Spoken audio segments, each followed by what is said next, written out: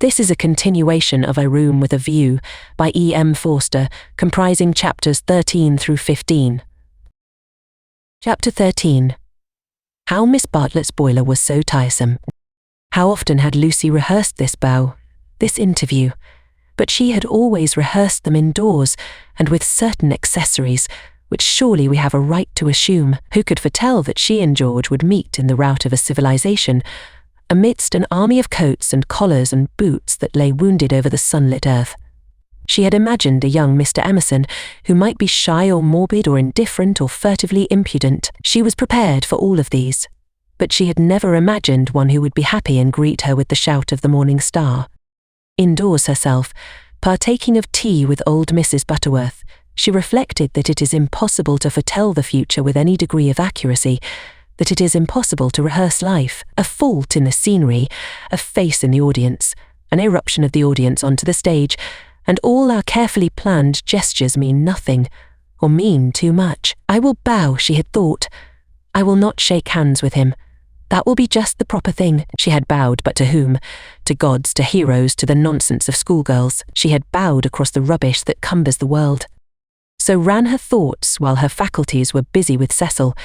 It was another of those dreadful engagement calls. Mrs. Butterworth had wanted to see him, and he did not want to be seen. He did not want to hear about hydrangeas, why they change their colour at the seaside. He did not want to join the C.O.C.S.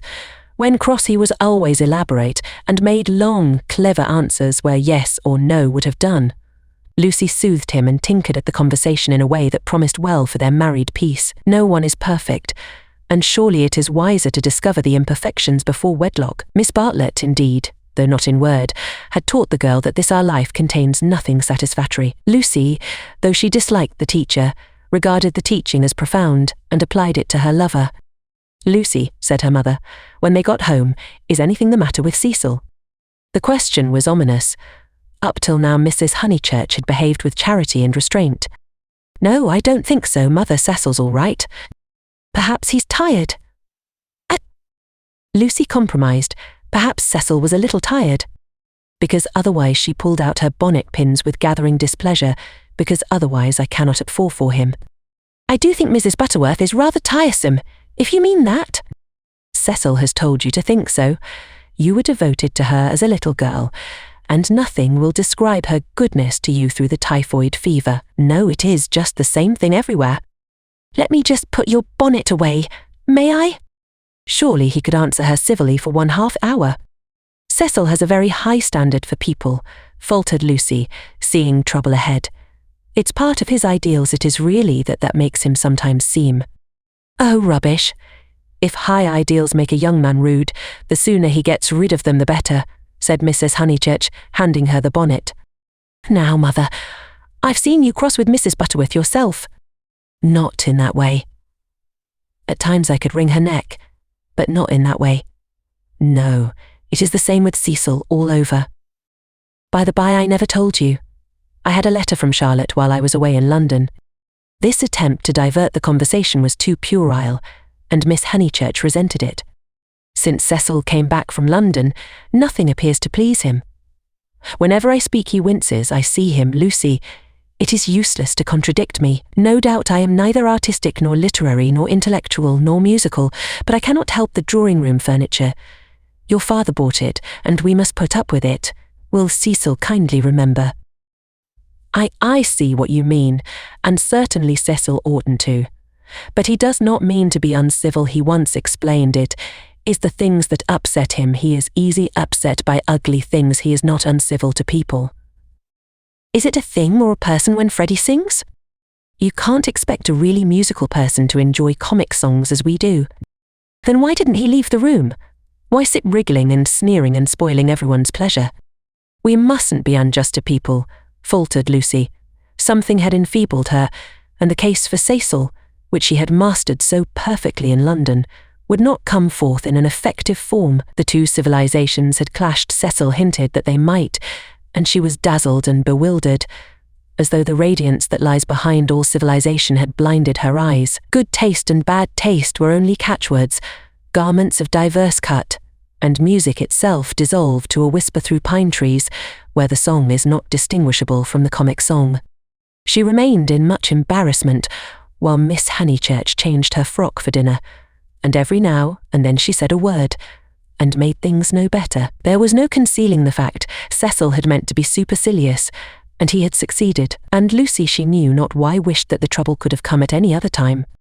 "Go and dress, dear, you'll be late." "All right, mother." "Don't say all right and stop. Go." She obeyed, but loitered disconsolately at the landing window. It faced north, so there was little view, and no view of the sky. Now, as in the winter, the pine trees hung close to her eyes. One connected the landing window with depression. No definite problem menaced her, but she sighed to herself. "Oh dear, what shall I do, what shall I do?" It seemed to her that everyone else was behaving very badly, and she ought not to have mentioned Miss Bartlett's letter. She must be more careful. Her mother was rather inquisitive, and might have asked what it was about. Oh dear, what should she do? And then Freddie came bounding upstairs and joined the ranks of the ill-behaved. I say, those are topping people. "My dear baby, how tiresome you've been.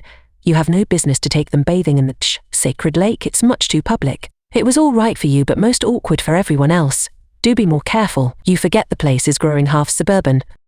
"I say, is anything on tomorrow week?" "Not that I know of." "Then I want to ask the Emersons up to Sunday tennis." "Oh, I wouldn't do that, Freddie. I wouldn't do that with all this muddle." "What's wrong with the court? They won't mind a bump or two, and I've ordered new balls." "I meant it's better not. I really mean it." He seized her by the elbows and humorously danced them down the passage. She pretended not to mind, but she could have screamed with temper. Cecil glanced at them as he proceeded to his toilet, and they impeded Mary with her brood of hot water cans. Then Miss Honeychurch opened her door and said, "Lucy, what a noise you're making. I have something to say to you. Did you say you had had a letter from Charlotte?" And Freddie ran away. "Yes, I really can't stop. I must dress too." "How's Charlotte?" "It's all right." Lucy." The unfortunate girl returned. "You've a bad habit of hurrying away in the middle of one's sentences. Did Charlotte mention her boiler?" "Her what?" "Don't you remember that her boiler was to be had out in October and her bath cistern cleaned out, and all kinds of terrible to-doings?" "I can't remember all Charlotte's worries," said Lucy bitterly. "I shall have enough of my own, now that you are not pleased with Cecil." Mrs. Honeychurch might have flamed out. She did not. She said, "Come here, old lady, thank you for putting away my bonnet, kiss me." And though nothing is perfect, Lucy felt for the moment that her mother and Windy Corner and the Weald in the declining sun were perfect. So the grittiness went out of life. It generally did at Windy Corner. At the last minute, when the social machine was clogged hopelessly, one member or other of the family poured in a drop of oil. Cecil despised their methods, perhaps rightly. At all events, they were not his own. Hey, dinner was at 7:30.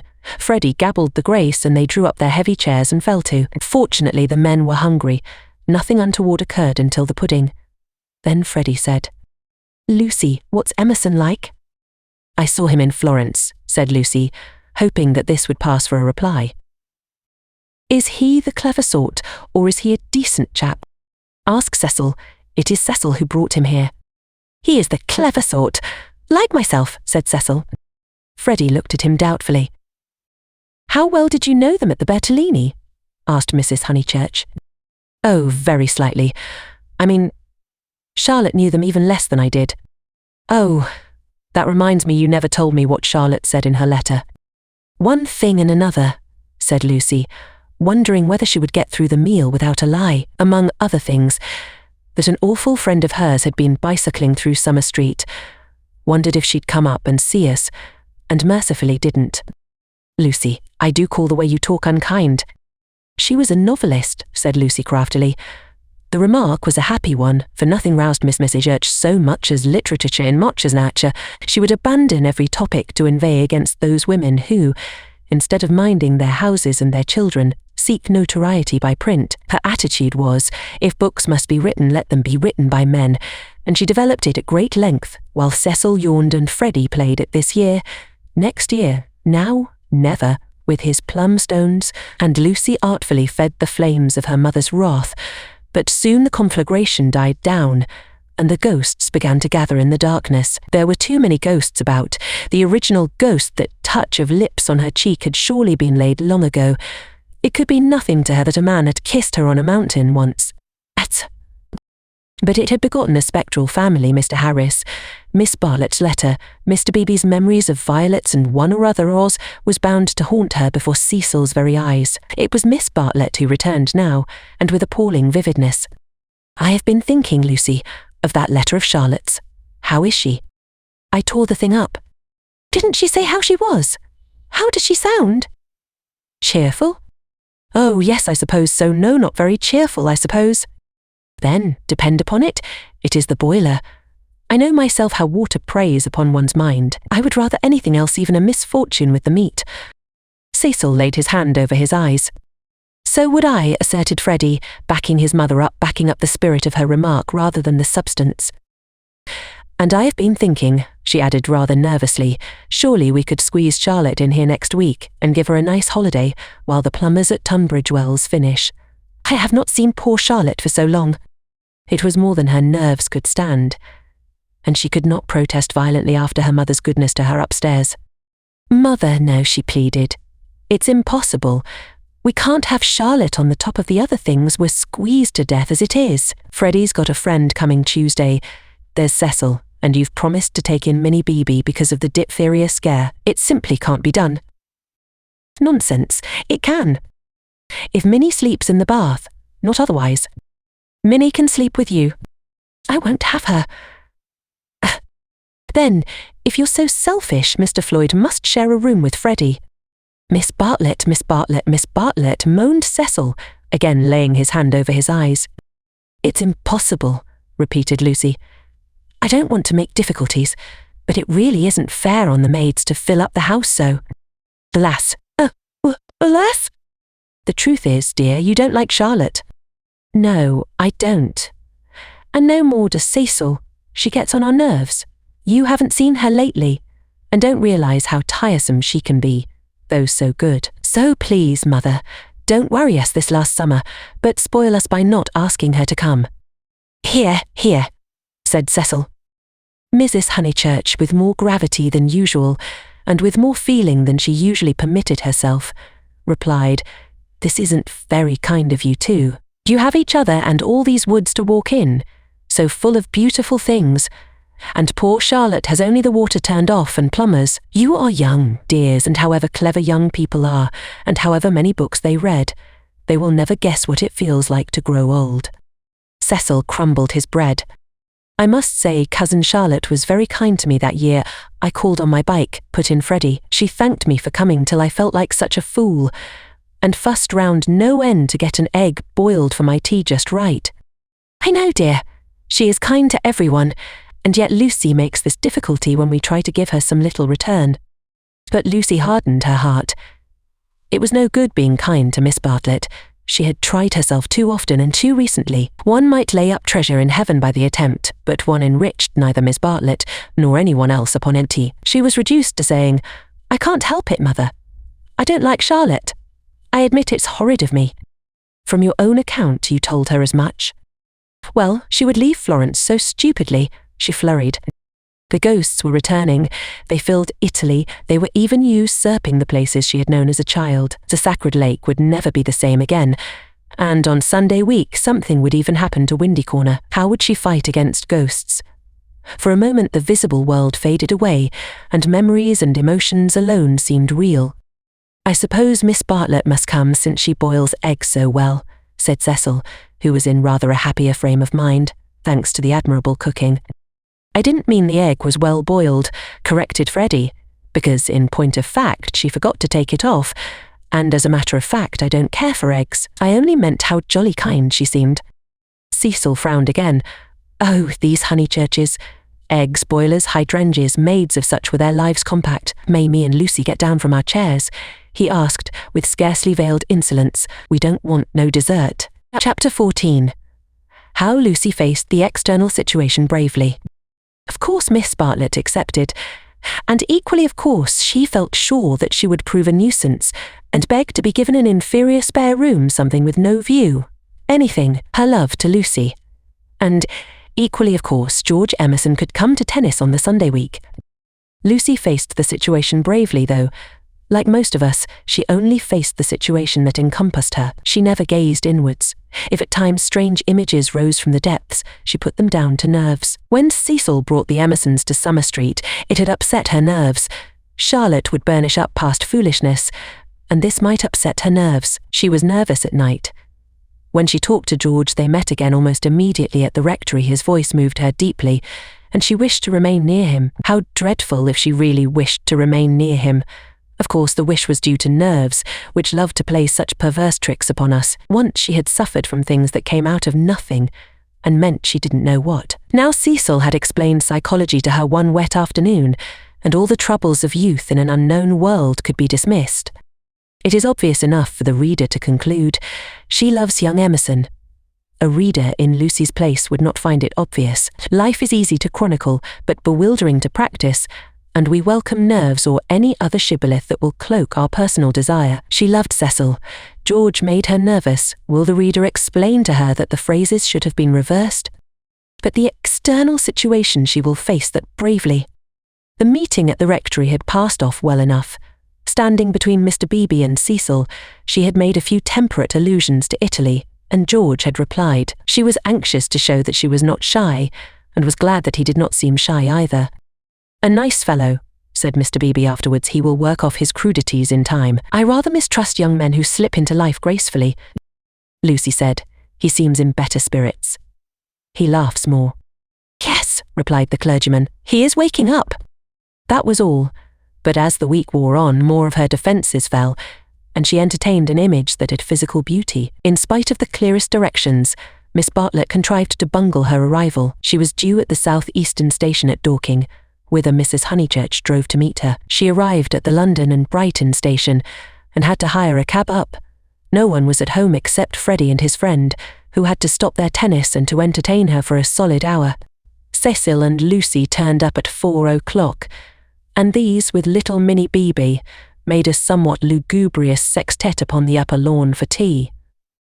"I shall never forgive myself," said Miss Bartlett, who kept on rising from her seat and had to be begged by the United Company to remain. "I have upset everything, bursting in on young people, but I insist on paying for my cab up. Grant that at any rate."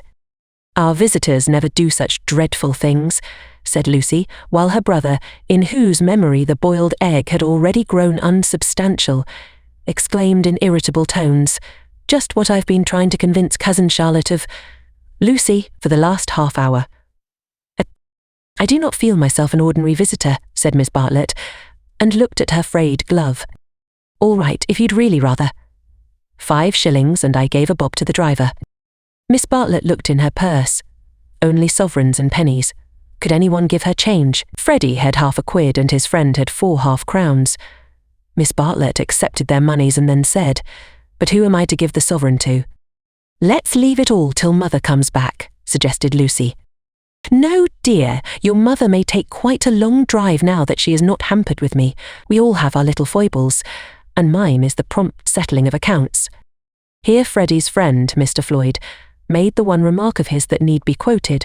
He offered to toss Freddie for Miss Bartlett's quid. A solution seemed in sight, and even Cecil, who had been ostentatiously drinking his tea at the View, felt the eternal attraction of chance, and turned round. But this did not do, either. "Please, please, I know I am a sad spoil-sport, but it would make me wretched. I should practically be robbing the one who lost." "Freddie owes me 15 shillings, interposed Cecil. "So it will work out right if you give the pound to me." 15 shillings, said Miss Bartlett dubiously. "How is that, Mr. Vyse?" "Because don't you see, Freddie paid your cab. Give me the pound, and we shall avoid this deplorable gambling." Miss Bartlett, who was poor at figures, became bewildered and rendered up the sovereign, amidst the suppressed gurgles of the other youths. For a moment Cecil was happy. He was playing at nonsense among his peers. Then he glanced at Lucy, in whose face petty anxieties had marred the smiles. In January he would rescue his Leonardo from this stupefying twaddle. "But I don't see that." exclaimed Minnie Beebe, who had narrowly watched the iniquitous transaction. "I don't see why Mr. Vyse is to have the quid." "'Cause of the 15 shillings and the 5, they said solemnly. 15 shillings and 5 shillings make £1, you see. But I don't see." They tried to stifle her with cake. "No, thank you, I'm done. I don't see why Freddie don't poke me. Miss Honeychurch, your brother's hurting me." "Oh, what about Mr. Floyd's 10 shillings? "Oh, no, I don't see, and I never shall see why Miss What's-her-name shouldn't pay that bob for the driver." "I had forgotten the driver," said Miss Bartlett, reddening. "Thank you, dear, for reminding me. A shilling was it? Can anyone give me change for half a crown?" "I'll get it," said the young hostess, rising with decision. "Cecil, give me that sovereign. No, give me up that sovereign. I'll get Euphemia to change it, and we'll start the whole thing again from the beginning." "Lucy, Lucy, what a nuisance I am," protested Miss Bartlett, and followed her across the lawn. Lucy tripped ahead, simulating hilarity. When they were out of earshot, Miss Bartlett stopped her wails and said quite briskly, "Have you told him about him yet?" "No, I haven't," replied Lucy, and then could have bitten her tongue for understanding so quickly what her cousin meant. "Let me see a sovereign's worth of silver." She escaped into the kitchen. Miss Bartlett's sudden transitions were too uncanny. It sometimes seemed as if she planned every word she spoke or caused to be spoken, as if all this worry about cabs and change had been a ruse to surprise the soul. "No, I haven't told Cecil or anyone," she remarked, when she returned. "I promised you I shouldn't. Here is your money, all shillings, except 2 half-crowns. Would you count it? You can settle your debt nicely now." Miss Bartlett was in the drawing-room, gazing at the photograph of St. John ascending, which had been framed. "How dreadful," she murmured, "how more than dreadful, if Mr. Vyse should come to hear of it from some other source." "Oh no, Charlotte," said the girl, entering the battle. "George Emerson is all right, and what other source is there?" Miss Bartlett considered. "For instance, the driver. I saw him looking through the bushes at you. Remember, he had a violet between his teeth." Lucy shuddered a little. "We shall get the silly affair on our nerves if we aren't careful. How could a Florentine cab driver ever get hold of Cecil? We must think of every possibility." "Oh, it's all right."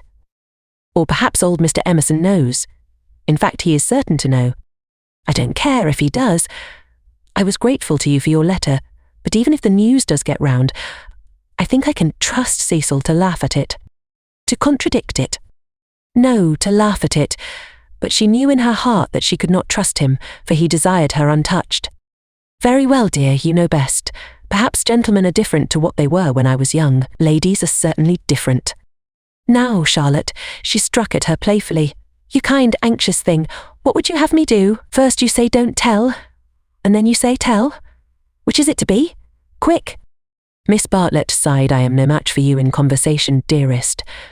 I blush when I think how I interfered at Florence, and you so well able to look after yourself, and so much cleverer in all ways than I am. He will never forgive me. Shall we go out, then? They will smash all the china if we don't." For the air rang with the shrieks of Minnie, who was being scalped with a teaspoon. "Dear, one moment we may not have this chance for a chat again. Have you seen the young one yet?" "Yes, I have." "What happened?" "Distinct. We met at the rectory. Direct for. What line is he taking up?" "No line. He talked about Italy, like any other person. It is really all right. What advantage would he get from being a cad, to put it bluntly? I do wish I could make you see it my way. He really won't be any nuisance, Charlotte. Once a cad, always a cad. That is my poor opinion." Lucy paused.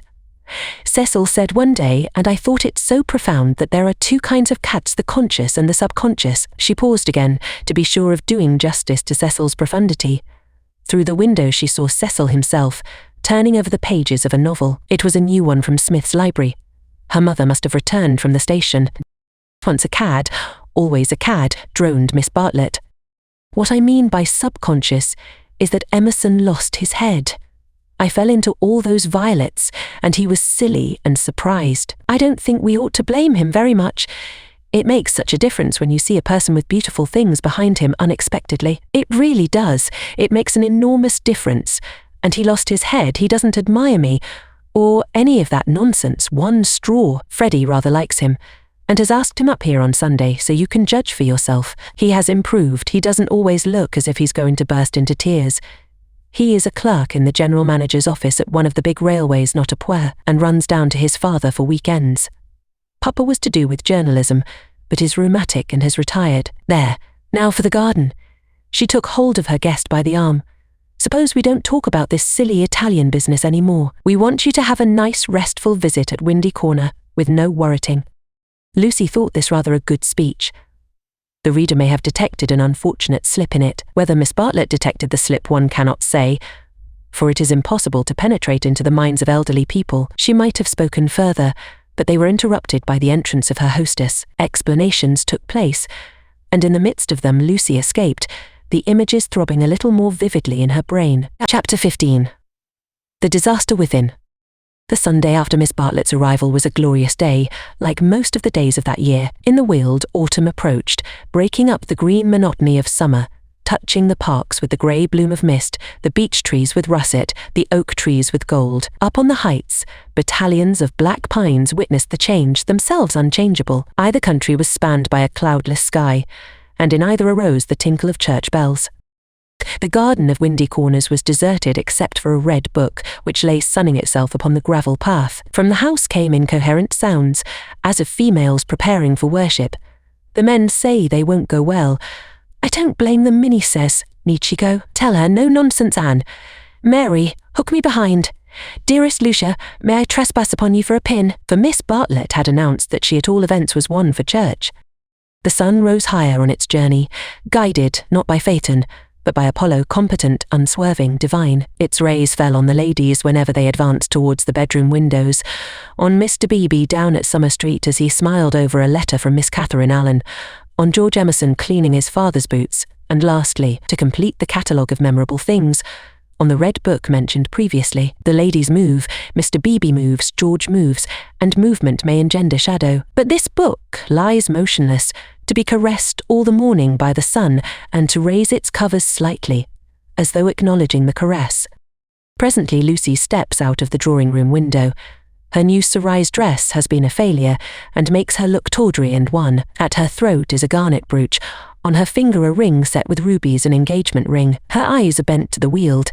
She frowns a little, not in anger, but as a brave child frowns when he is trying not to cry. In all that expanse no human eye is looking at her, and she may frown unrebuked and measure the spaces that yet survive between Apollo and the western hills.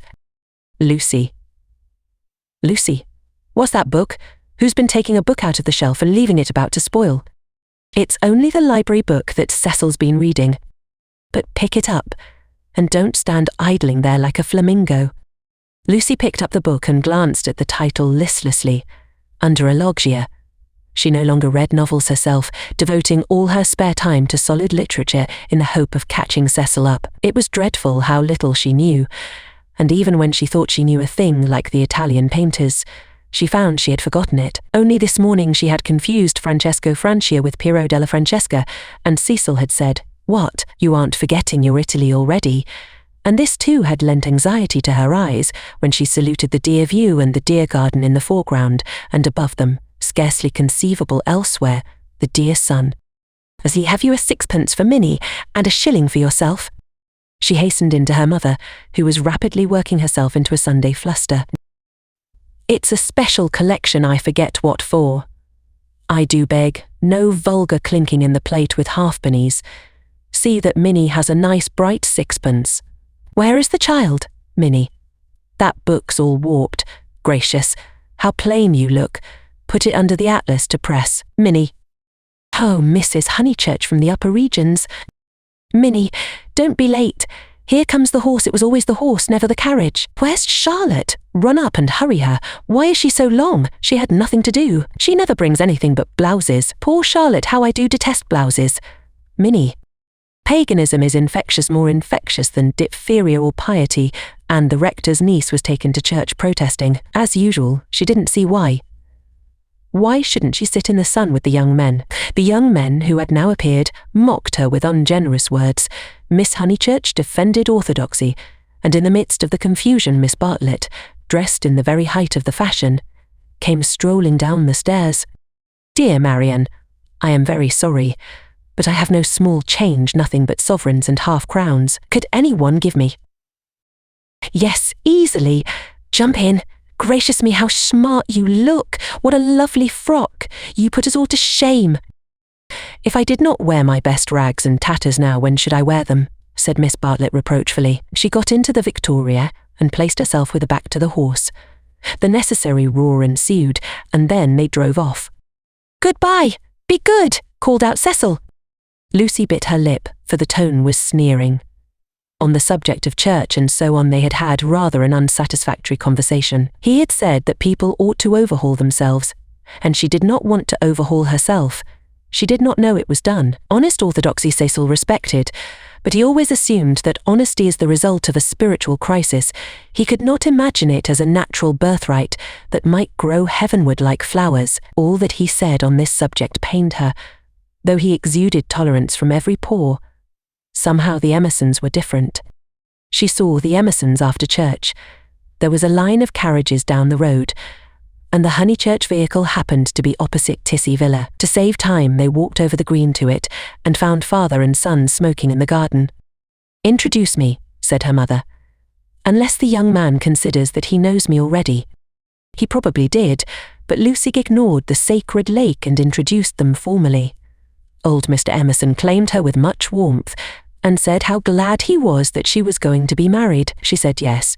She was glad too, and then, as Miss Bartlett and Minnie were lingering behind with Mr. Beebe, she turned the conversation to a less disturbing topic and asked him how he liked his new house.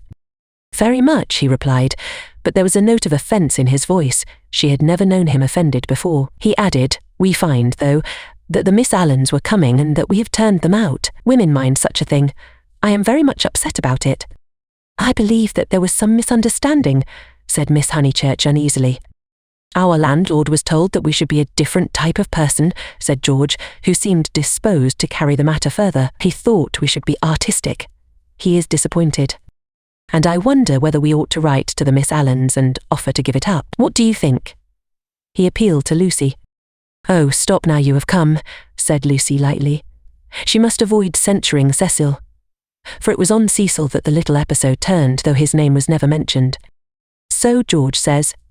He says that the Miss Allens must go to the wall, yet it does seem so unkind.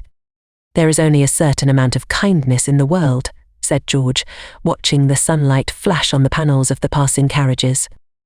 Yes, exclaimed Mrs. Honeychurch, that's exactly what I say. Why all this twiddling and twaddling over two Miss Allens? There is a certain amount of kindness, just as there is a certain amount of light, he continued in measured tones. We cast a shadow on something wherever we stand, and it is no good moving from place to place to save things, because the shadow always follows. Choose a place where you won't do harm, yes. Choose a place where you won't do very much harm and stand in it for all you are worth, facing the sunshine. Oh, Mr. Emerson, I see you're clever. Eh? I see you're going to be clever. I hope you didn't go behaving like that to poor Freddie. George's eyes laughed, and Lucy suspected that he and her mother would get on rather well. No, I didn't, he said. He behaved that way to me. It is his philosophy, only he starts life with it, and I have tried the note of interrogation first. What do you mean? No, never mind what you mean. Don't explain. He looks forward to seeing you this afternoon. Do you play tennis? Do you mind tennis on Sunday? George mind tennis on Sunday.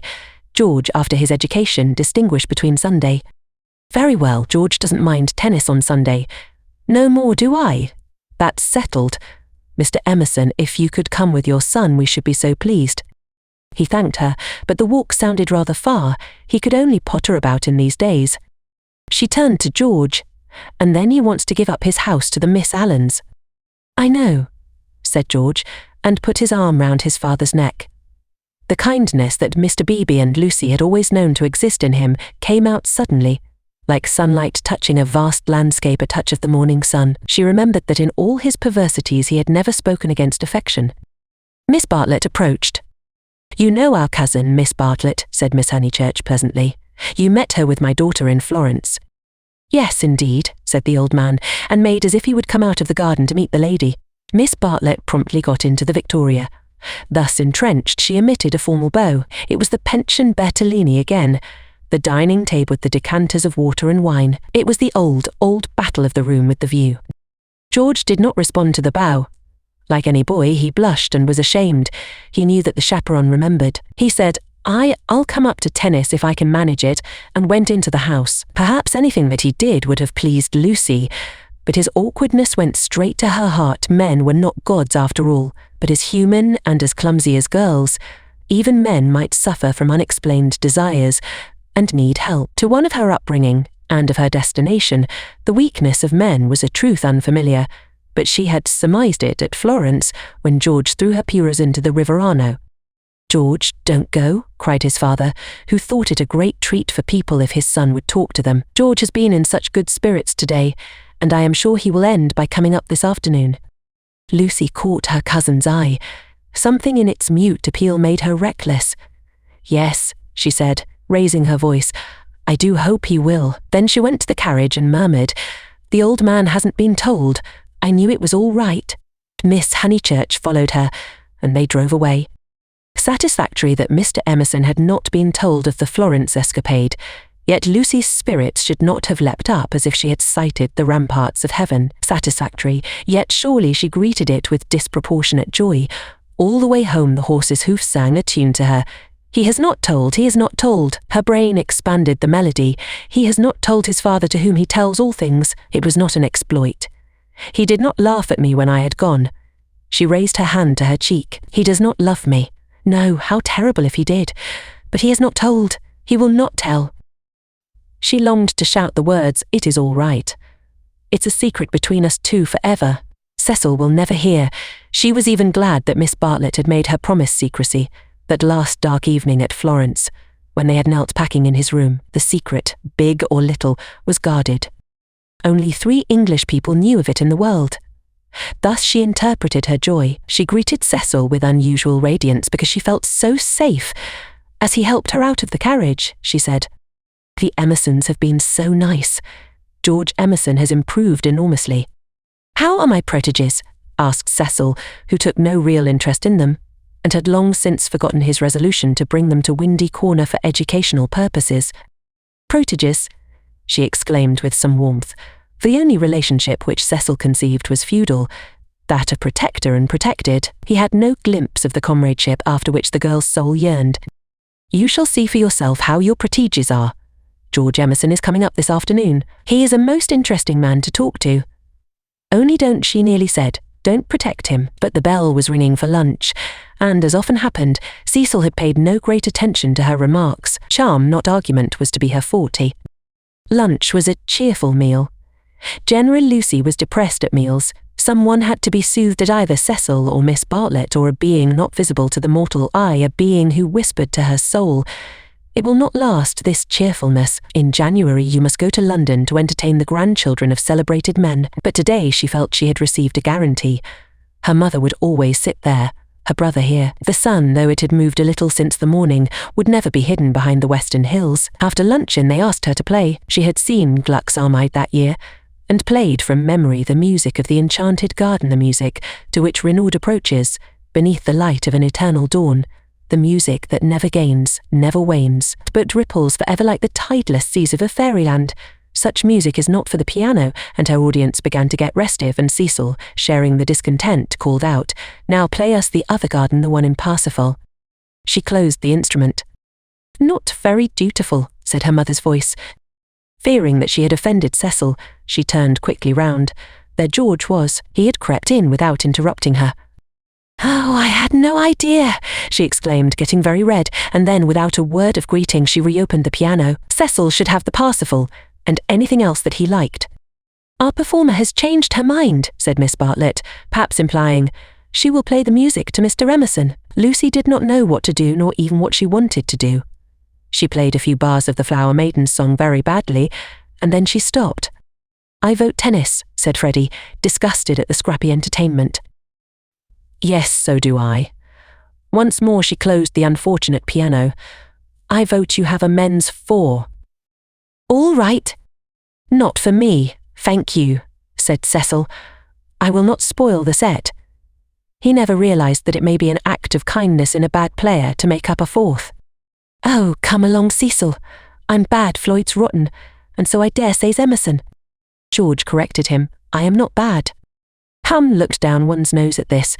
Then certainly I won't play, said Cecil, while Miss Bartlett, under the impression that she was snubbing George, added, I agree with you, Mr. Vyse. You had much better not play. Much better not. Minnie, rushing in where Cecil feared to tread, announced that she would play. I shall miss every ball anyway, so what does it matter? But Sunday intervened and stamped heavily upon the kindly suggestion. Then it will have to be Lucy, said Miss Honeychurch. You must fall back on Lucy. There is no other way out of it. Lucy, go and change your frock. Lucy's Sabbath was generally of this amphibious nature. She kept it without hypocrisy in the morning, and broke it without reluctance in the afternoon. As she changed her frock, she wondered whether Cecil was sneering at her. Really, she must overhaul herself and settle everything up before she married him. Mr. Floyd was her partner. She liked music, but how much better tennis seemed how much better to run about in comfortable clothes than to sit at the piano and feel girt under the arms. Once more music appeared to her the employment of a child. George served, and surprised her by his anxiety to win. She remembered how he had sighed among the tombs at Santa Croce, because things wouldn't fit. How after the death of that obscure Italian he had leant over the parapet by the Arno and said to her, I shall want to live. I tell you, he wanted to live now, to win at tennis, to stand for all he was worth in the sun which had begun to decline and was shining in her eyes, and he did win. How beautiful the Weald looked. The hills stood out above its radiance, as Fiesole stands above the Tuscan plain, and the South Downs, if one chose, were the mountains of Carrara. She might be forgetting her Italy, but she was noticing more things in her England. One could play a new game with the view, and try to find in its innumerable folds some town or village that would do for Florence. Ah, how beautiful the Weald looked! But now Cecil claimed her. He chanced to be in a lucid, critical mood, and would not sympathise with exultation. He had been rather a nuisance all through the tennis, for the novel that he was reading was so bad that he was obliged to read it aloud to others. He would stroll round the precincts of the court and call out, I say, Listen to this, Lucy, 3 split infinitives. Dreadful, said Lucy, and missed her stroke. When they had finished their set, he still went on reading. There was some murder scene, and really everyone must listen to it. Freddie and Mr. Floyd were obliged to hunt for a lost ball in the laurels, but the other two acquiesced. The scene is laid in Florence. What fun, Cecil, read away. Come, Mr. Emerson, sit down after all your energy. She had forgiven George, as she put it, and she made a point of being pleasant to him. He jumped over the net and sat down at her feet, asking, You, and are you tired? Of course I'm not. Do you mind being beaten? She was going to answer no when it struck her that she did mind, so she answered, Yes, she added merrily, I don't see you're such a splendid player, though. The light was behind you, and it was in my eyes. I never said I was. Why, you did. You didn't attend. You said, oh, don't go in for accuracy at this house. We all exaggerate, and we get very angry with people who don't. The scene is laid in Florence, repeated Cecil with an upward note. Lucy recollected herself. Sunset. Leonora was speeding. Lucy interrupted. Leonora? Is Leonora the heron? Who's the book by? Joseph Emery Prank. Sunset. Leonora speeding across the square. Pray the saints she might not arrive too late. Sunset, the sunset of Italy. Under Orcagna's loggia, the Loggia dei Lanzi, as we sometimes call it now. Lucy burst into laughter. Joseph Emery Prank, indeed. Why, it's Miss Lavish. It's Miss Lavish's novel, and she's publishing it under somebody else's name. Who may Miss Lavish be? Oh, a dreadful person, Mr. Emerson. You remember Miss Lavish? Excited by her pleasant afternoon, she clapped her hands. George looked up. Of course I do. I saw her the day I arrived at Summer Street. It was she who told me that you lived here. Weren't you pleased? She meant to see Miss Lavish, but when he bent down to the grass without replying, it struck her that she could mean something else. She watched his head, which was almost resting against her knee, and she thought that the ears were reddening. No wonder the novel's bad, she added. I never liked Miss Lavish, but I suppose one ought to read it as one's met her. All modern books are bad, said Cecil, who was annoyed at her inattention, and vented his annoyance on literature. Everyone writes for money in these days. Oh, Cecil. It is so. I will inflict Joseph Emery prank on you no longer. Cecil this afternoon seemed such a twittering sparrow. The ups and downs in his voice were noticeable, but they did not affect her. She had dwelt amongst melody and movement, and her nerves refused to answer to the clang of his. Leaving him to be annoyed, she gazed at the black head again. She did not want to stroke it, but she saw herself wanting to stroke it. The sensation was curious. How do you like this view of ours, Mr. Emerson? I never notice much difference in views. What do you mean? Because they're all alike. Because all that matters in them is distance and... said Cecil, uncertain whether the remark was striking or not.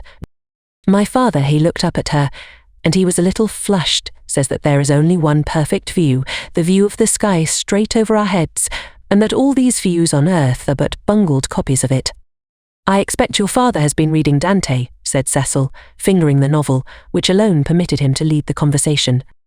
He told us another day that views are really crowds of trees and houses and hills, and are bound to resemble each other, like human crowds, and that the power they have over us is sometimes supernatural, for the same reason. Lucy's lips parted. For a crowd is more than the people who make it up. Something gets added, no one knows how, just as something has got added to those it else. He pointed with his racket to the South Downs. What a splendid idea, she murmured. I shall enjoy hearing your father talk again. I'm so sorry he's not so well. No, he isn't well. There's an absurd account of a view in this book, said Cecil. Also that men fall into two classes, those who forget views and those who pull two resurgence, the pose all rooms. Mr. Emerson, have you any brothers or sisters? None. Why? You spoke of us. My mother, I was meaning. Cecil closed the novel with a bang. Oh, Cecil, how you made me jump. I will inflict Joseph Emery prank on you no longer. I can just remember us all three going into the country for the day and seeing as far as Hindhead. It is the first thing that I remember. Cecil got up. The man was ill-bred. He hadn't put on his coat after tennis he didn't do. He would have strolled away if Lucy had not stopped him. Cecil, do read the thing about the view. Not while Mr. Emerson is here to entertain us. No, read away. I think nothing's funnier than to hear silly things read out loud. If Mr. Emerson thinks us frivolous, he can go. This struck Cecil as subtle and pleased him. It put their visitor in the position of a prig. Somewhat mollified, he sat down again. Mr. Emerson, go and find tennis balls. She opened the book. Cecil must have his reading and anything else that he liked, but her attention wandered to George's mother, who according to Mr. Eager had been murdered in the sight of God, and according to her son had seen as far as Hindhead. Am I really to go? Asked George. No, of course not really, she answered.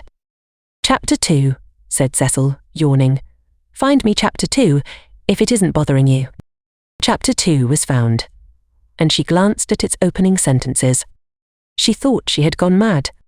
Here, hand me the book. She heard her voice saying, It isn't worth reading, it's too silly to read. I never saw such rubbish, it oughtn't to be allowed to be printed. He took the book from her. Leonora, he read, sat pensive and alone. Before her lay the rich champaign of Tuscany, dotted over with many a smiling village. The season was spring. Miss Lavish knew somehow and had printed the past in draggled prose, for Cecil to read and for George to hear. A golden haze, he read. He read, afar off the towers of Florence, while the bank on which she sat was carpeted with violets. All unobserved Antonio stole up behind her. Lest Cecil should see her face, she turned to George and saw his face. He read. There came from his lips no wordy protestation such as formal lovers' use. No eloquence was his, nor did he suffer from the lack of it. He simply enfolded her in his manly arms. This isn't the passage I wanted, he informed them. There is another much funnier, further on. He turned over the leaves. Should we go in to tea? Said Lucy, whose voice remained steady. She led the way up the garden, Cecil following her, George last. She thought a disaster was averted, but when they entered the shrubbery it came. The book, as if it had not worked mischief enough, had been forgotten, and Cecil must go back for it, and George, who loved passionately, must blunder against her in the narrow path. No, she gasped, and, for the second time, was kissed by him. As if no more was possible, he slipped back. Cecil rejoined her. They reached the upper lawn alone. This concludes the 6th part of 8 total of A Room with a View by E.M. Forster, produced by Best Audiobooks for free.